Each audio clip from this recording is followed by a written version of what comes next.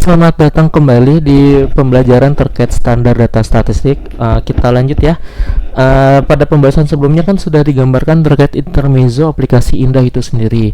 Nah, untuk saat ini kita masuk ke dalam template yang telah Pusdatin buat, di mana template ini sudah setidaknya kurang lebih disesuaikan kembali dengan apa yang didapat pada Indah. Nah, mungkin Bapak Ibu bingung nggak sih kayak standar data itu apa aja sih yang harus diisi? Nah, kalau dari aplikasi Indah sendiri nih, berdasarkan usulan aplikasi itu tuh kalau tidak salah ada tiga bagian yang harus kita isi, yaitu dimana terkait konsep ya. Ini bisa Bapak Ibu lihat ya, di jenis standar data statistik itu ada konsep, variabel, dan indikator. Nah, mungkin untuk mempermudah kita nih ya dalam pengerjaan, sebelum kita submit ke dalam aplikasi, kita translate dulu atau kita terjemahkan data-data yang kita punya itu ke dalam template yang sudah Pusdatin buat. Nah, ini contoh templatenya. Mungkin ada 4 sheet di mana itu ada readme, ada konsep, ada variabel, dan indikator. Nah, untuk readme ini adalah tata cara atau panduan sederhana yang telah kami siapkan kepada Bapak Ibu agar mempermudah pengisiannya gitu. Kemudian nanti bisa diisinya itu di konsep, di variabel, sama di indikator. Nah, sebelum kita lebih lanjut lagi nih terkait pembahasannya, kita bahas terkait konsep dulu ya Bapak Ibu. Jadi di sini nih di kolom readme ini kami menggunakan contoh datanya, yaitu presentasi pengharmonisasian peraturan perundang-undangan.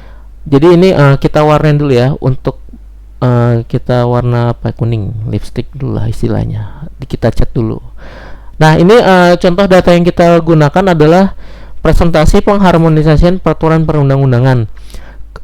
Jadi untuk kita masuk ke dalam konsep itu apa sih, kenapa sih data ini muncul gitu. Jadi konsep di sini adalah BPS itu pengen tahu nih alasan kenapa data ini apa, peruntukannya untuk apa. Jadi konsep dari data ini apa, gagasan utama dari data ini apa. Nah, untuk gagasan utamanya ini yang kita tahu nih dari namanya aja adalah pengharmonisasian peraturan perundang-undangan.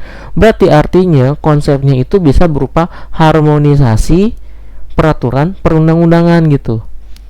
Mungkin jadi inilah contohnya ya, harmonisasi rancangan peraturan perundang-undangan.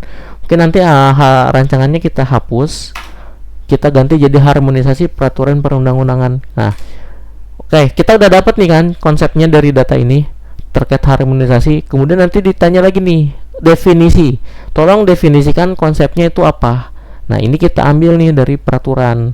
Kenapa? Karena ini sudah dicantumkan di banyak peraturan. Di sini bisa kita lihat ada 4 ya. Ada Undang-Undang 13, ada Permenkumham 40 tahun 2016, kemudian ada Permenkumham 22 2018, terus yang 23 2018. Jadi memang si harmonisasi ini nih ternyata sudah dipakai di banyak tempat gitu di peraturan. Jadi makanya kita sangat kaya lah untuk mengisi referensi ini. Apalagi data ini kan terkait presentasi. Misal nih, udah berapa orang sih yang ngajuin harmonisasi ke kita ya kan. Nah, jadi itu presentasi ini ingin melihat nih berapa peraturan yang telah selesai diharmonisasi sama pengajuan yang ada di tahun ini gitu. Jadi pembandingnya itu bisa pakai persentase gitu loh.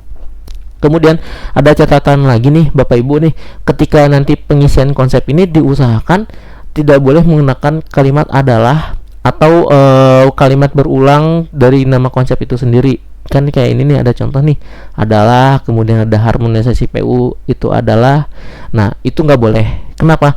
Karena BPS itu ingin langsung ngambil ini, nanti ketika ditetapkan langsung normatifnya apa gitu, artinya itu apa. Jadi nggak perlu ditulis kembali lagi gitu loh.